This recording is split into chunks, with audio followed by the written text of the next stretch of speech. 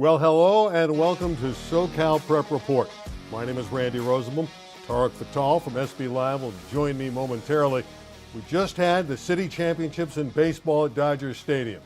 And Tarek, it never disappoints. It didn't. It really, I would say, even exceeded expectation, right? Because Birmingham in the open division is like, here we go again, maybe the same old story, and we didn't get the same story. We got a different one, and in fact, there was some history made, and why not have it be at Chavez Ravine? And that history was made by Bell. They were a 4-1 victor in the championship game. Bell was able to go through the entire San Fernando Valley. Sylmar, and then they knocked off Granada Hills in the semis, which was the number 1 seed, and then the Birmingham victory. And more impressively, they only let up one run the whole postseason, a shutout to Sylmar, a shutout to Granada, and then a 4-1 victory, as you alluded to, over Birmingham. There it is. And you can see it wasn't that major of a surprise. I mean, Bell was the number 4 seed, a very young baseball team. And early on, David Gonzalez got a key hit.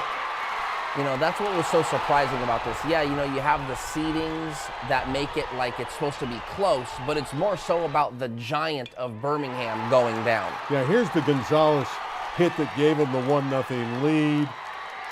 And Bell here built some momentum with that RBI single. Yeah, you know, that was huge. Just to almost draw blood, so to speak, made everyone in that stadium believe that this thing could go Bell's way. And Melendez draws a walk with the bases loaded, and suddenly it's the Eagles 2-0. Yeah, and that's when things are starting to believe, we could see something major happen. And the gap widened, 2 RBIs for Gustavo Ramirez, and the Eagles were flying high. They go up 4-0, and Randy had an interview with the coach. With Frank Medina, I know you're very proud of your team. It's a school that has never won an upper division title. Now you have, and you went through the San Fernando Valley. Valley Killers. We tabbed ourselves the Valley Killers at the beginning of the playoffs, man. Bunch of babies, they don't care. They just want to show up and play. The toughest group of kids I've ever coached in my life. They bought in. We worked hard. Weight room, summer, fall, winter, no excuses. I was hard on them. Sometimes they hated my guts. Sometimes they couldn't stand me. But they did everything we had them do. I can't take any credit away from these guys, man. I start 4 sophomores, 3 freshmen. These guys just come through every single game. We've been playing 1-0, 2-0 games all year. I mean, I don't know what to say about these guys. It's the best group of guys. I've been coaching football and baseball for over 20 years, and I've never had a group like this. You know, amazing, man. The grit.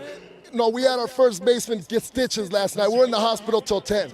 I've had my shortstop wear an 85-mile-per-hour fastball in the face. Back the next game. I mean, I don't know what else to say about these guys. My center fielder's been playing with a high ankle sprain all year.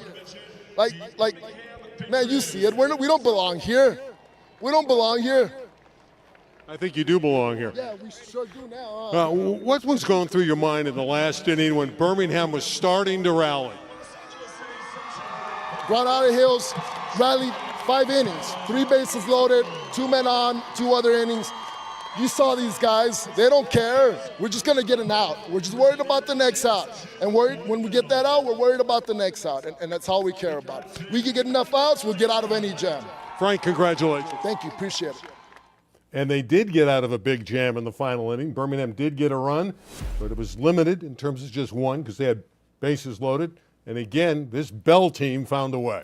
I tell you what, that to me was the theme of their postseason. Maybe not so much against Sylmar, but against Granada. Granada left 12 stranded. Bell continued to get out of jams. Bases loaded, got out of the inning. Bases loaded, got out of the inning. 2 on, no outs, got out of the inning. And that happened against Birmingham as well. So credit to them for keeping their poise. That wasn't the only game at Dodger Stadium. North Hollywood in the D1 game outduels Bandy. Now, these were 2 teams that were 7 and 8 in the seedings that got there. Yeah, a little more surprising, right, to see somewhat mid-table, mid-seeding type teams get to the Division I championship. But all that matters is everyone wants to play at Dodger Stadium, and these 2 teams got to do that. You can see it there, the number 7 and the number 8. This went a long way. This game went to 8 innings, and it was the Huskies' first championship since 2012. Early on, Banning took the lead. Yeah, you know, and I think at Dodger Stadium, when there's so much space out there, any coach will tell you, you just want to create opportunities for the other team to make mistakes. And that happened a few times in this game. Now, this was interesting.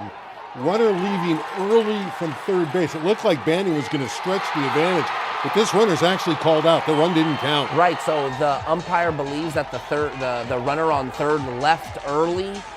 North Hollywood decided to tag that third base right there, boom, and you can see the umpire down the third baseline give the out signal, and a swing of emotion, right? To think you scored another run.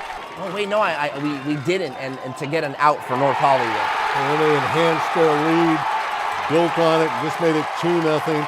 Then the Huskies, who did not have a home field this year, there's construction in North Hollywood, so they had to play it away from home in every game on a neutral field, gets the championship in D1, and boy, did they celebrate. My favorite thing about the city section championships is you never know who's going to win them, and of course we had Randy talk with the coach and the player. Coach, congratulations. It's been quite a journey for the Huskies. You battled, and it wasn't easy today against Banning. Yeah, I got to give a lot of congratulations to these guys. They're the ones that put in the work. I had the game plan, they execute it. The last 5 years we've been at a park, practicing, working, grinding, and this shows the results to that. How about, speaking of Park, Nick Park, the game he had for you today, 2 triples, key RBI to win the game really with the triple, and another hit. It was 3 hits, 7 total bags. Yeah, he's been one of those guys that struggled early on in the season. I started picking it up in the middle of the season, and he came up big for us during the playoffs. When I say the journey, you don't have a home field. So I guess your home field now is Dodger Stadium. Talk about how hard it was to break through, having to go through that kind of schedule every game on the road. We try to build up a tough schedule to build our confidence. The beginning of the year, we got walked off 3 times. Traveling is you just got to deal with it. Maybe we should get some frequent flyer miles from Southwest or something. But again, testament to these kids for putting up with it, bus time after time, getting home late, doing homework, and just being ready to go the next day. When did you truly believe this team had a shot? Day one. First day I came in here. I said I came in here with that culture to change the program around. And I let these kids know. I came from a gritty background, and I'm trying to instill that into these guys. Well, obviously you got it done. As an 8th seed, you had to go through Garfield, the top-ranked team in the division, a good Chatsworth team, and now Banning, and you started off against Wilson. That's a gauntlet of teams to go through to win the title. Like I said again, the only ones that believed in here was us. And these kids never gave up. They fought hard all year long. When playoffs began, we had one goal. We also had one motto: there is no tomorrow, because there is none. Well, Nick Park, just another day at the office, 3 for 4 at Dodger Stadium. You just won a title. What's going through your mind? I'm at a loss for words. It's crazy to play at Dodger Stadium. Just glad I could come in clutch for my team and get a few pieces. Yeah. Let's take us through the first triple. The one that went down the line, scored a run, you had the RBI. What were you looking for in that first triple? I knew he wouldn't walk me. He was missing outside, so I knew he'd kind of come in. Just looking for a fastball inside, and I got it. Got a barrel. Then you got a second triple, which is very unusual. Very few people get 2 triples in one game.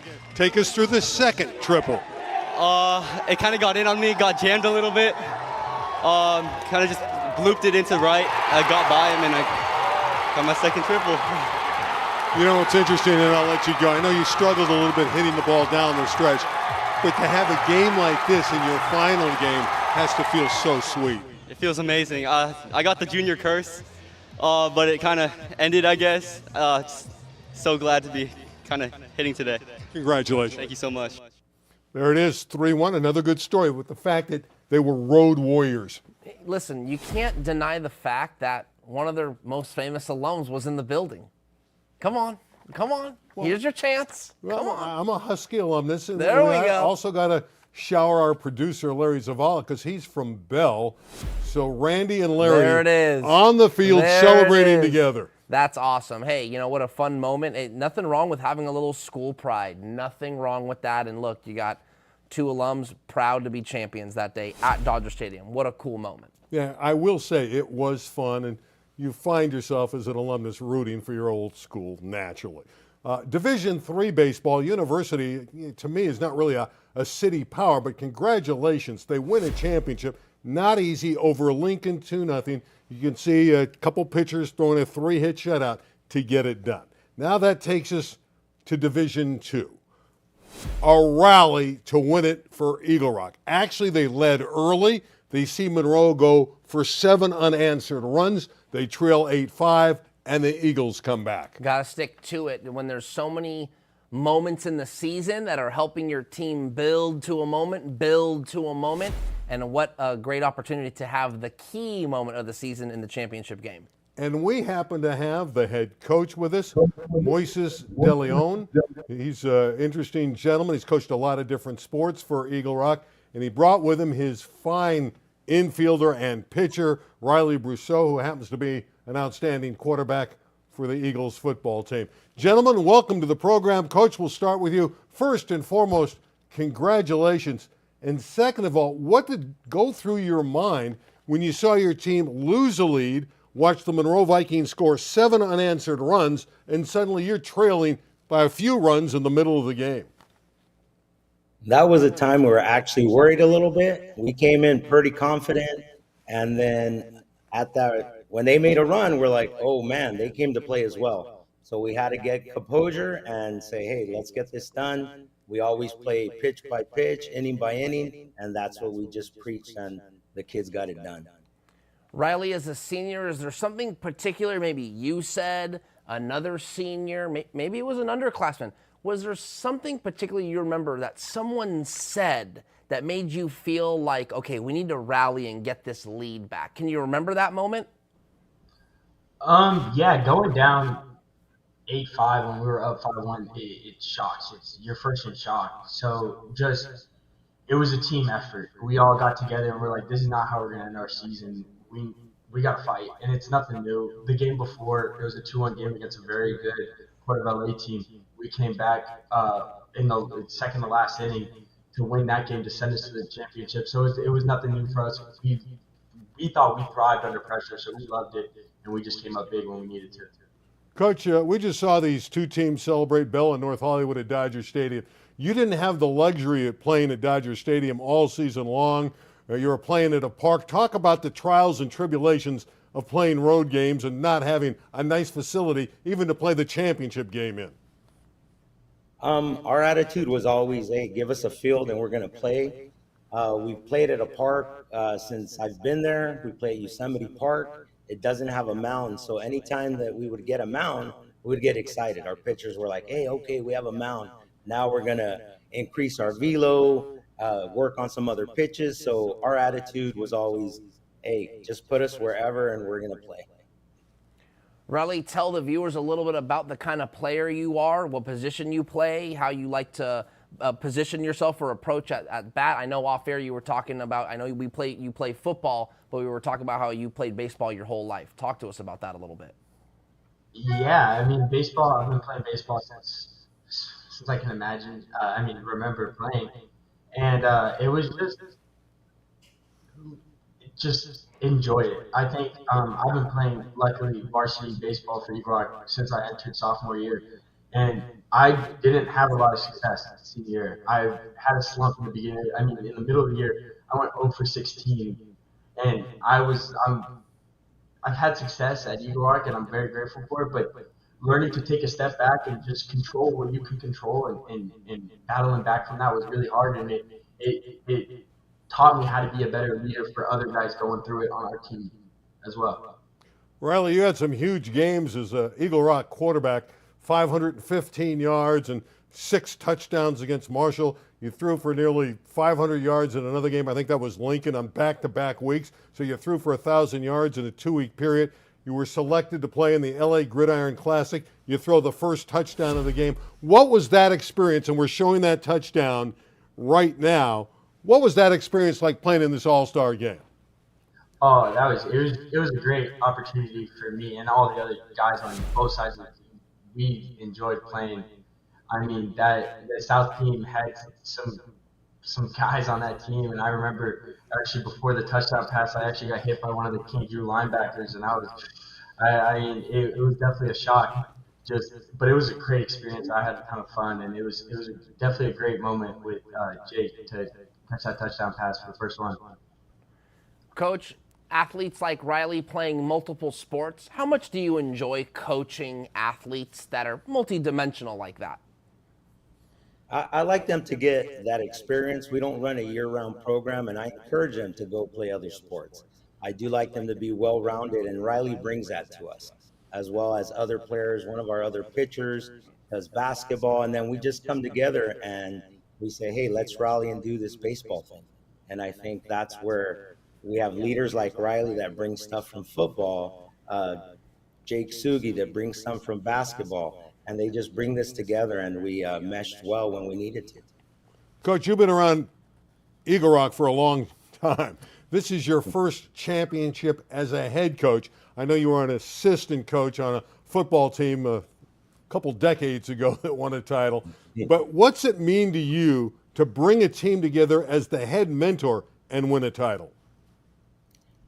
I'm at a loss for words, as you can tell, and usually I'm not. But these guys just brought it together. They bought in. They said, Coach, let's get this done. I remember early in the season, we struggled a little bit just because these guys did come from other sports, and we said, hey, are we going to have a championship run? This is the senior year for a couple of our veterans that have been with me for a couple of years, and they brought it together, and we were able to get it done. And it does mean a lot as a head coach. To be an assistant is great, but as a head coach and kind of seeing the fruits of your labor and seeing the kids actually buy in and do it is amazing.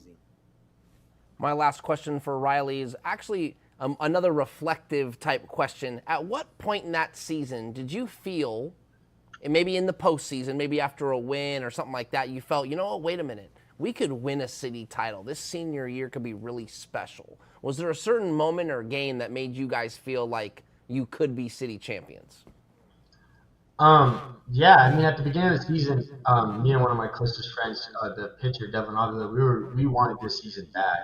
Both both sophomore year, we got beat in the semifinals against Wilson, and it doesn't leave a good taste in your mouth to get that close and fall short. It sucks. So we know that me and him were the leaders this year, and we struggled in the beginning, like Coach said.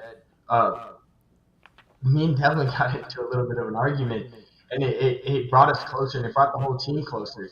We knew that if we wanted to win, we got to be a team, one big family. And near the end of the season, we all bought in, and we won 10 out of our last 11 games to get into the playoffs, and then into the playoffs and in the championship. I consider those guys family now, and it's such an amazing feeling. Well, Eagle Rock is a family affair. I think it's a great community school. Coach, I know down the road, I'm sure you'd like to get into Division I, maybe the Open Division, and lead the Eagles to a higher division title. But D2 is pretty good. And I know, Reilly, you're going to play two sports, hopefully at Glendale Community College, baseball and football. We wish you the continued success. And gentlemen, congratulations on a terrific season and a championship. Thank you. Thank you very much. Appreciate it. You got it. Two really nice guys. Love that. Didn't know they won 10 out of 12 to finish out the year. That's really, really good coaching and good stick-to-itness, because things can go awry when you're having a rough season, but it's all about how you finish. Let's turn our attention to the state regional baseball tournament. Before we get to some of the scores, I want your thoughts on opt-outs. Sure. Because not all the top teams played. Do I have the rest of the 11 minutes of the show? No, I'm kidding. Listen. It might take 11 minutes. It's as plain as simple. And I think a lot of the coaches, even competing in the regionals, will agree. What happens is it's just so late in the year, and because of the calendar, a lot of teams decide to opt out of the regional playoffs. Why? Because they have to wait a whole week of no games for the other sections in the state to finish. so that they can play in the regionals. And a lot of teams just decide, you know what, we got graduation, we got other stuff, we got travel ball tournaments to play in, we're going to decide not to play. And I would say that most teams that win a CIF Southern Section Championship are more likely to opt out because that's the dog pile everybody wants. Yeah, Corona's a perfect example. They won the CIF Southern Section title. They're going to be crowned national champions. There was no reason for them to play in the tournament. They had everything to lose and nothing to gain. All right, let's go through some of these scores. And again, the finals in the different divisions are Saturday, and we'll get more into it next week with all those finals. But let's give you a little taste. You know, for Moore Park, I like this game. It's sad that Bell actually lost, but they had that great finish at Dodger Stadium. But this was a bounce back for Moore Park, who had lost to Hart in the finals of their division in the CIF. Correct. You know, there was controversy there. However, I do think that's a solid storyline, right? Here's a team, Moore Park, that feels like things should have went differently in their final, and that's fair. So now they're on this redemption tour, per se, in the regionals, and they're still alive for a regional title. Kudos to the Musketeers. In Division 3, Birmingham got a shutout, knocking off South Torrance. You see Eddie Allen with the two-hit shutout. That's really a nice performance. St. John Bosco with a win over Granada Hills. I still feel bad for Granada Hills.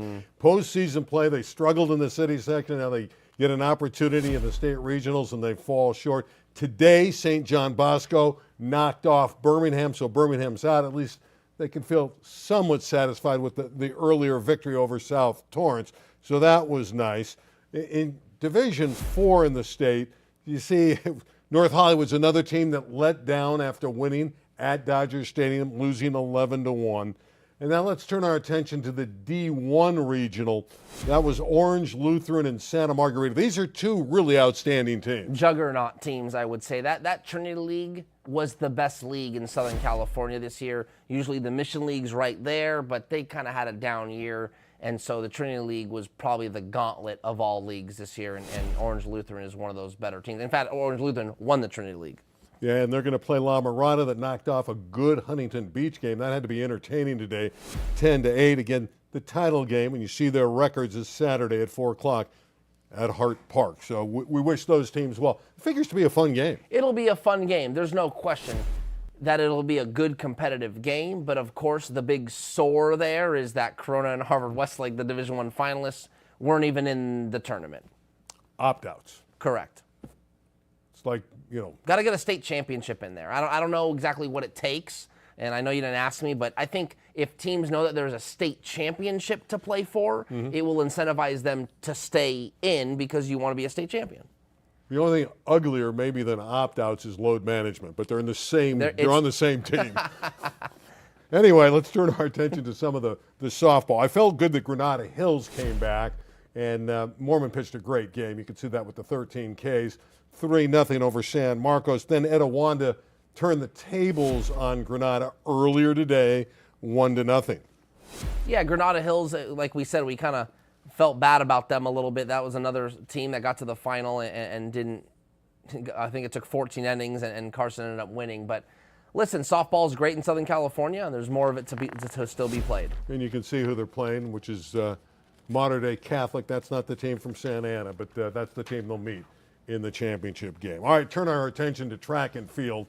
The state finals were last week in Clovis in the Fresno area. Here are some of the key winners. Sure, the highlights. Starting with the high jump. Deshaun Banks of Birmingham, in just over a year of high jumping, clears 7 feet 1/2 inch and wins. Yeah, really, really fun story, right? Someone that's just gotten into the sport and clearly a raw athlete with a ton of potential. To only be high jumping for, I think, a year and some change to go be the state champion is remarkable. That's, I would venture to say, I know enough about track and field, that's pure athleticism. You need a lot more than 1 year to get technique down. If you combine the athleticism with the technique, which takes years, he could be a really, really special athlete. What can we say about Sadie Engelhardt? She's won the 1,600 meters now in the state 3 straight times.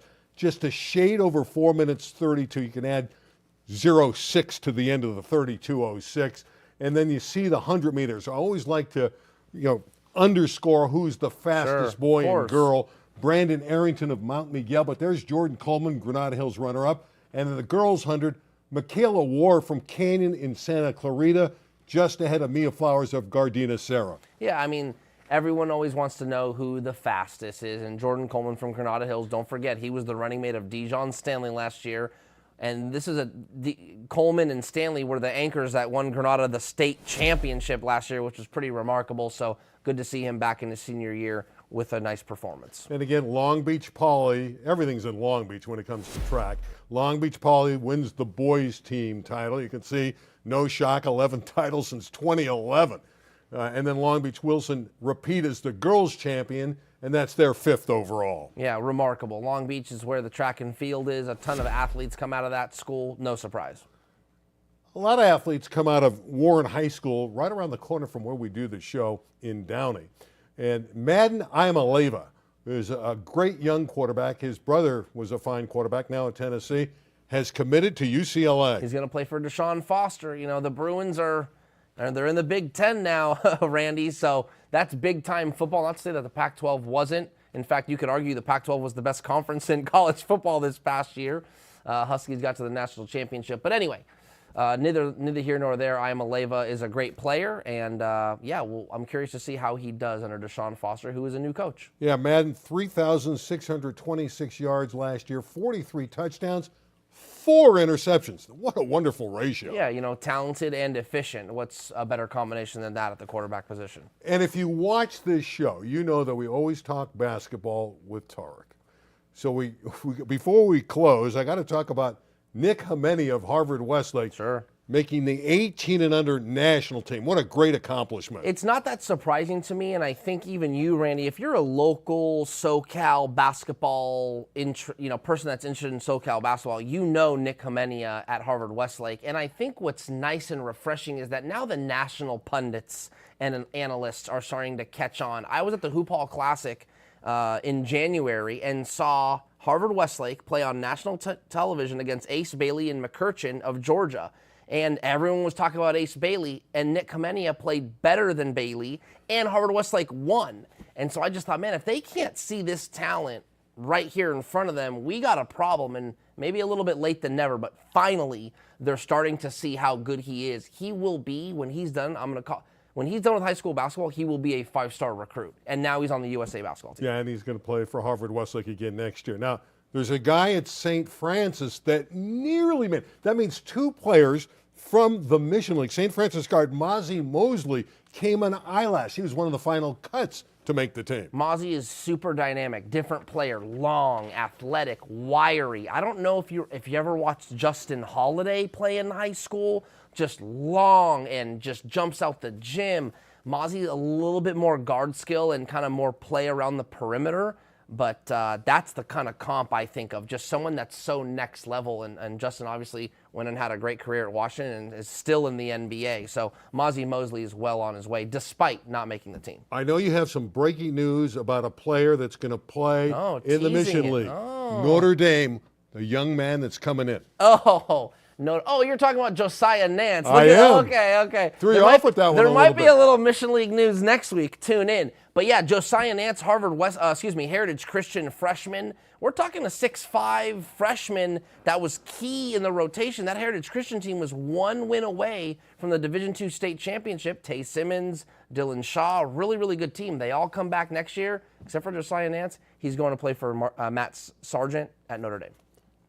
You know what? The season's just about over, but El Camino's football season is right around the corner. And they haven't had a home football game in a long time because they've been working on the field. Well, apparently the field is finally completed. So when LA 36 covers ECR, and we do 4, 5, 6 games a year for them, they should be playing some home games. Finally, you know, that's a program that hasn't had a home field for years. They haven't even been able to really practice on the field. Practice? Josh Leinert, the baseball coach, is probably going to he's feeling good now because the football team has had to practice on the outfield of the baseball field for so long, and now that's all over, so he can have his baseball field back. Speaking of all over, next week's our final show of the season, and we will be back. I can tell you it's like August 22nd, but you're not going to remember that. But the good news, we're returning next season, Tarek and I. But next week's going to be our final show. We'll do a little year in review, and obviously we'll take a closer look at those state finals, the regional baseball tournament. Yeah, looking forward to it. Of course, another great year under our belts, and we'll polish it off next week. Yeah, take it easy. You don't have to work this week. So that's going to wrap it up. For Tarek Fatal, I'm Randy Rosenbaum. We'll see you for that year in review show next Thursday night, live right here at 9 o'clock. Good night, everybody. You're playing a lot of golf right now. Celtics in 6. No, Dallas in 7. You Celtics think the Celtics in 6? Drew Holiday's going to shut down Kyrie Campbell Irving. Hall. Drew.